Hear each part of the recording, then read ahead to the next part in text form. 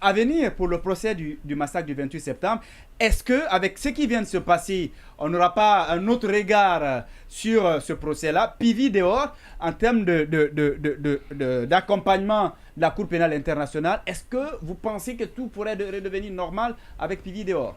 Non, en fait, ce qui s'est passé là est une mauvaise publicité pour les autorités guinéennes. Vous savez que l'organisation de ce procès, il y a récemment un rapport, j'allais rappeler ça, il y a un rapport qui a été rendu public récemment, ça fait juste une semaine, mais qui n'a pas été suffisamment relayé, qui donnait de bonnes notes à la Guinée en termes d'état de droit. Oui. En termes d'état de droit, un rapport qui a été fait par un organisme qui est basé aux États-Unis, à Washington. Donc j'ai publié le communiqué de presse qui donnait donc de bonnes notes. Avec l'organisation du procès du 28 septembre, les autorités guinéennes, central. Vous avez vu ici le balai qu'il y a eu à l'époque, les responsables qu'on appelle de la Cour pénale internationale, et tout ça, que ça a donné quand même une certaine légitimité à nos autorités, une certaine note à nos autorités. Et vous voyez qu'aujourd'hui, cela s'effrite. Cela s'effrite parce que les gens ont pris des engagements pour dire nous pouvons organiser sur le point sécuritaire, mais vous avez bien vu que les partenaires se sont montrés très timides par rapport à l'accompagnement financier. Et ça, le ministre de la Justice ne cesse pas de s'en plaindre. Vous avez vu à un moment, les avocats ont même menacé. Ils sont passés à l'acte de suspendre leur participation parce qu'ils n'auraient pas d'accompagnement. Et donc, voir qu'aujourd'hui, il y a justement des failles comme ça, qui peuvent davantage impacter une bonne marche du procès, je pense que c'est une mauvaise publicité pour la justice guinéenne, pour les autorités auprès de la Cour pénale internationale et de la communauté internationale. Parce qu'aujourd'hui, qu'on le dise ou pas, on peut-être aller rattraper PIVI, c'est mon souhait le plus ardent, pour ramener de la sérénité, mais ça amplifie la peur qui existait 2 ans. N'oublions pas que ceux qui sont partis devant les juges et donner leur version sont 10 000 fois moins nombreux que ceux-là qui ont eu peur, qui ont eu honte d'aller dire j'ai été victime de viol, j'ai été victime de ça.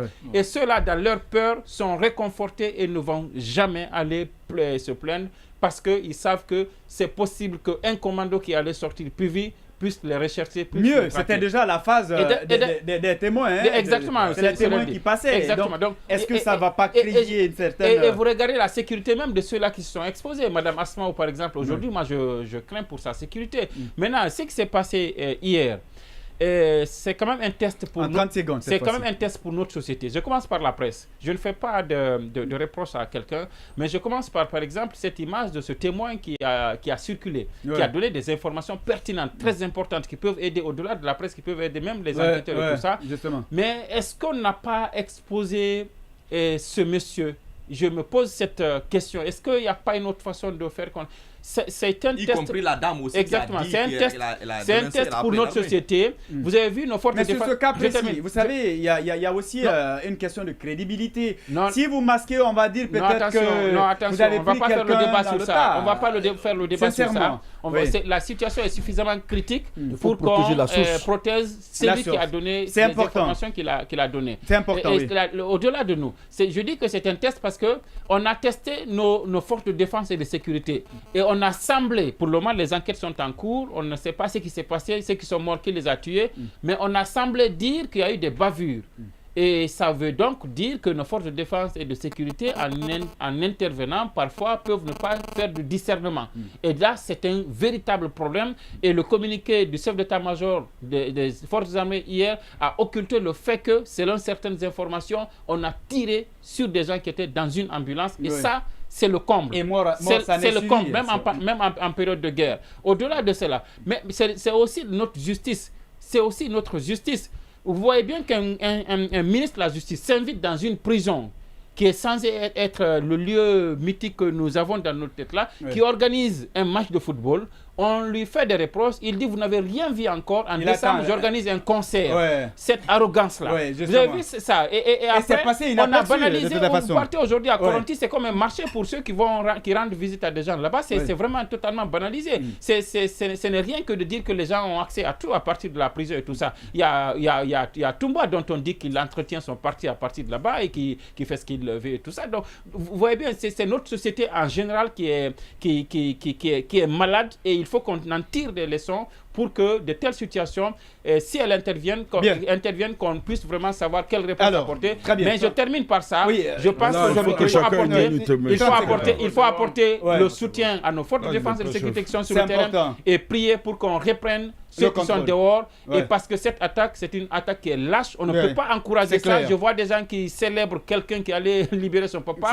On oublie que c'est quelqu'un qui a pris des armes, qui est allé offenser un lieu public. C'est pas normal. C'est quand même, on ne peut pas être républicain et saluer ça. Oui, en 30 secondes, chacun a 30 secondes. Oui, Maomi, 30 secondes. Bon, voilà. Pour ce qui est de la reprise du procès, je pense que elle est un peu identique à la construction de nos routes aujourd'hui, qui sont bien faites, mais dont on ne se pose pas la question sur la garantie des routes.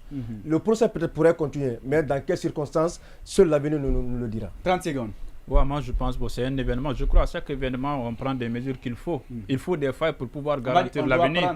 Voilà, et bien sûr, je crois qu'à partir de là, ils vont prendre des mesures qu'il faut. Et moi, je suis sûr, comme l'a dit le ministre de la Justice, je crois que ça ne va pas impacter les procès. Lui, il devrait continuer sa convalescence. Voilà, ça ne va pas impacter le procès. Et nous, les victimes, on a bon espoir que les commanditaires, ceux qui nous ont violés, volé nos téléphones, nos bastonnés, soient vraiment condamnés. Peut-être on fera la paix après, mais il faut la justice. Bien, oui, en 30 secondes.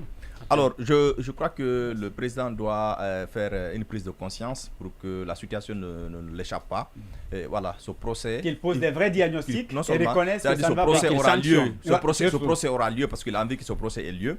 Mais il faut sanctionner tous ceux qui sont impliqués dans cette situation. Il y a des autorités qui ont, par leur, s'il faut dire, manque de sérieux... Oui, mais sans PV, c'est avec PV hors du pays ou hors du procès, c'est pour dire que comme les bailleurs vont difficilement, déjà ils prennent les pieds, des millions, financièrement ils vont plus, des milliards vont être investis dans ce procès. Il faut que le procès ait lieu. Il ne suffit pas que le procès ait lieu seulement, il faut que le procès ait lieu par la meilleure de manière, c'est-à-dire c'est pas seulement l'investissement qu'il faut, c'est le résultat. C'est comme une élection, c'est pas les milliards qu'on investit dans ces élections, mais c'est le résultat qui nous donne après l'organisation de ce procès ou des élections. C'est-à-dire il faut mettre le paquet, mais il faut suivre encore de façon sérieuse, sanctionner, y compris que ce soit le ministère de la Sécurité, le ministère de la Défense et le ministère de la Justice avant de parler des gardes pénitentiaires. Bien, oui, Diallo en 30 secondes.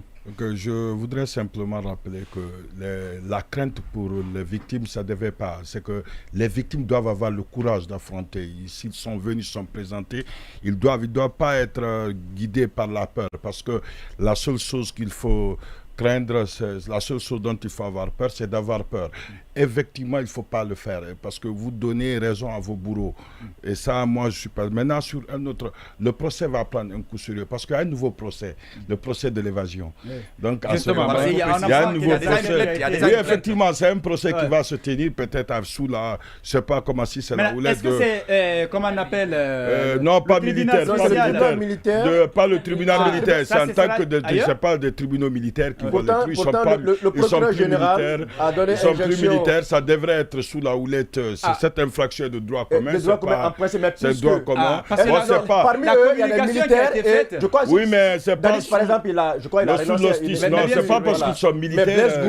Blaise Goumou, par exemple, et Thiebro sont toujours en activité. Ils sont militaires, et bien qu'ils soient. Voilà. Oui, mais ce n'est ni une désertion, ce n'est ni une infraction militaire, c'est une infraction de droit commun. Donc je pense que c'est sous la houlette du tribunal de Kaloum, du tribunal de Kaloum, et ils encourent presque 10 ans de prison si jamais cela a été avéré. Mais si, oui, peut-être délocaliser, c'est pas comme elles veulent le faire. Maintenant, mais eux aussi, ils peuvent bien engager une action contre l'État s'il était avéré que c'est une prise d'otage, qu'on les a, parce qu'ils sont en prison, ils n'ont pas d'armes, et quelqu'un est venu les prendre de force, il peut bien. C'est un procès extrêmement, c'est pourquoi je dis, ça va prendre un coup sérieux. Espérons que la vérité jaillisse, c'est ce qui est le plus important. En 30 secondes, parce qu'il faut le préciser. 30 secondes, Fali. Oui, bon, je ne serai pas long, il faut dire que... Alors, on y va, oui. Par rapport à ce dossier, je crois que les autorités ont pris le courage sur eux. Ah ouais? Alors, quel que soit, oui, pour organiser ce procès, il a fallu 13 ans. Donc, quelles que soient les péripéties Donc, il faut tenir vraiment cet engagement, faire éclater la vérité au grand jour. Maintenant, si ça doit avoir peut-être des conséquences, moi je leur conseille de transférer le dossier à la CPI qui pourrait juger. On a vu le cas de la Côte d'Ivoire après les élections de 2010, le dossier a été transféré à la CPI.